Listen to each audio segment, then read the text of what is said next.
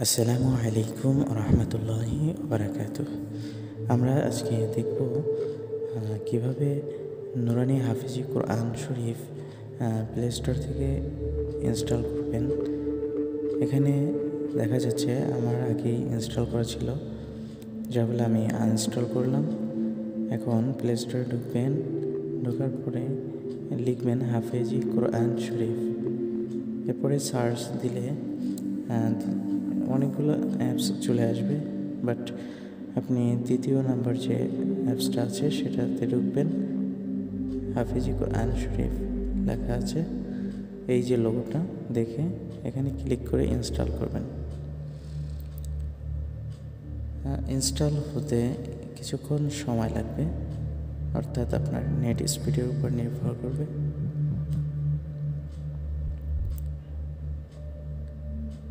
তো দেখা যাচ্ছে ইনস্টল আমাদের হয়ে গেছে।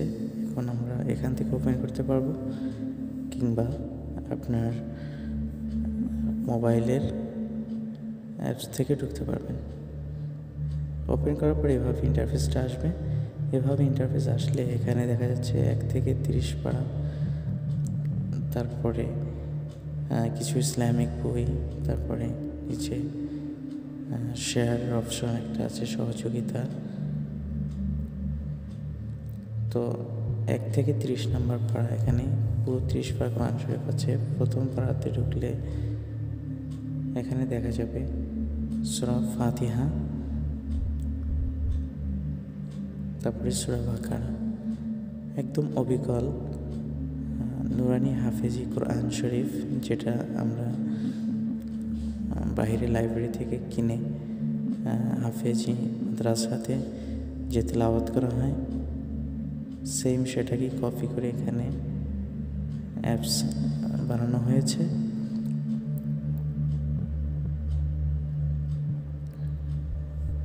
প্রত্যেক লাইন বাই লাইন, প্রত্যেক আয়াত কত নম্বর পৃষ্ঠায় কত আয়াত থেকে কত আয়াত পর্যন্ত থাকে, সেম হাফেজি কোরআন শরীফ এখানেও সেম সেভাবেই আছে, কোনো পরিবর্তন নেই। যার ফলে এখান থেকে নির্দ্বিধায় ওই হিসেবে পড়া যাবে। এখানে আপনি যেই পারাটা পড়তে চান, ঠিক সেই পারাটা সিলেক্ট করে ওপেন করলেই হবে।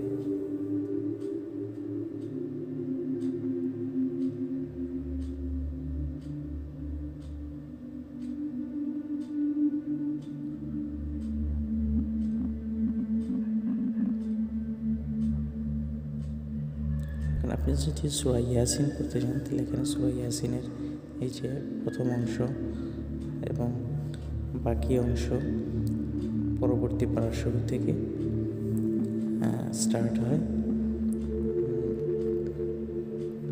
এই যে দেখা যাচ্ছে 24 নম্বর পারাতে ওমা লিয়া লা আ'বুদুল্লাযী ফাতারানি।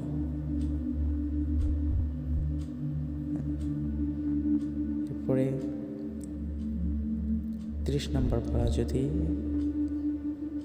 বের করেন, দেখবেন সূরাতুন নাবা থেকে শুরু করে যেভাবে থাকে ঠিক সেম এভাবেই আছে। হাফেজি কোরআন শরীফের ভিতরে যে পেজ, যেই সূরা যেখানে থাকবে সেম পজিশনে সেম ওভাবেই এখানেও আছে। তো এখান থেকে মোবাইল অ্যাপসের মাধ্যমে খুব সুন্দরভাবে তেলাওয়াত করা যায়। শেষের দিকের যে ছোট সূরাগুলো আছে সেগুলো এখানে দেখা যাচ্ছে।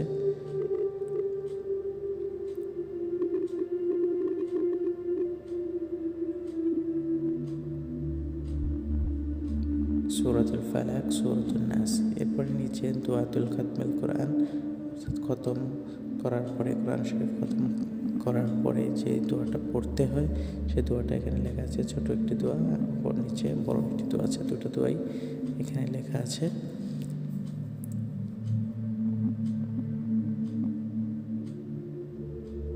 কোরআন শরীফ খতম করার পরে এই দোয়া দুটো চালিয়ে এখান থেকে পড়তে পারবেন।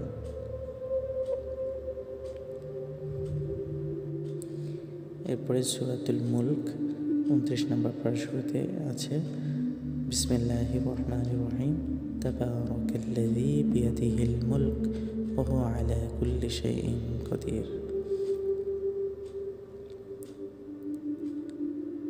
সূরা হাশর 28 নম্বর পারাতে আছে। সূরা হাশরের শেষের যে আয়াত, ফজিলতপূর্ণ আয়াতগুলো, সেগুলো এখান থেকে পড়তে পারবেন। ওয়াল্লাহুল্লাযী লা ইলাহা ইল্লা হু আলিমুল গায়বি ওয়াশ শাহাদাতি হুয়ার রহমানুর রহিম। ওয়াল্লাহুল্লাযী লা ইলাহা ইল্লা হু আল মালিকুল কুদ্দুসুস সালামুল মুমিনুল মুহাইমিনুল আজিজুল জব্বারুল মুতাকাব্বির সুবহানাল্লাহি আম্মা ইউশরিকুন। হুয়াল্লাহুল খালিকুল বারিউল মুসাউফির লাহুল আসমাউল হুসনা। এরপরে সূরাতুর রহমান পাবেন, যেখানে সূরাতুর রহমান সূরা আছে, ঠিক এর নিচে সূরাতুল ওয়াকিয়া আছে।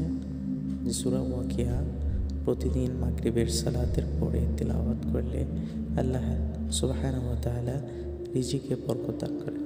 সুবহানাল্লাহ। সূরাতুল ওয়াকিয়া, ইযা ওয়াকাআতিল ওয়াকিয়া লাইসা লিওয়াকাআতিহা কাযিবা। সূরাটা বেশি বড় না,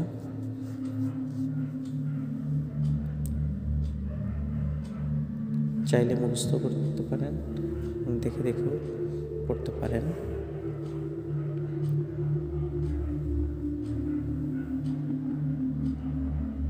এই হাফেজি কোরআন শরীফগুলো যে কেউ তেলাওয়াত করতে পারবেন, সে খুব সহজভাবেই এগুলো সাজানো গোছানো আছে,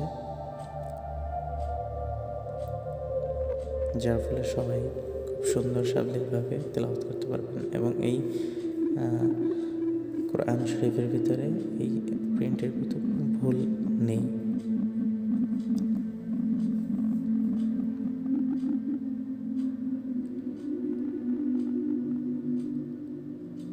একটু সমস্যা আছে, যেটা হচ্ছে কিছু ব্যাক করলে বা কোনো একটাতে ঢুকলে কিছু অ্যাডস চলে আসে, যার ফলে একটু 2-1 সেকেন্ড ওয়েট করে কেটে দিতে পারবেন আপনারা।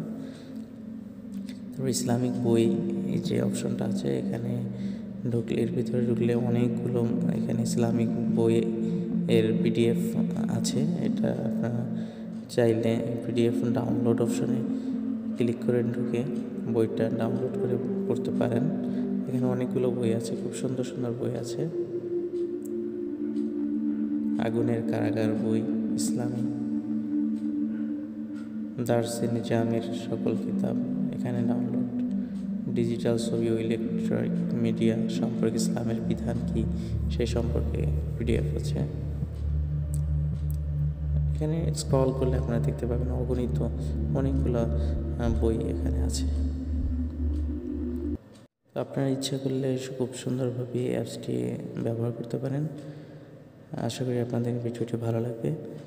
আমাদের পরবর্তী ভিডিওর সাথে থাকবেন। ধন্যবাদ। আসসালামু আলাইকুম।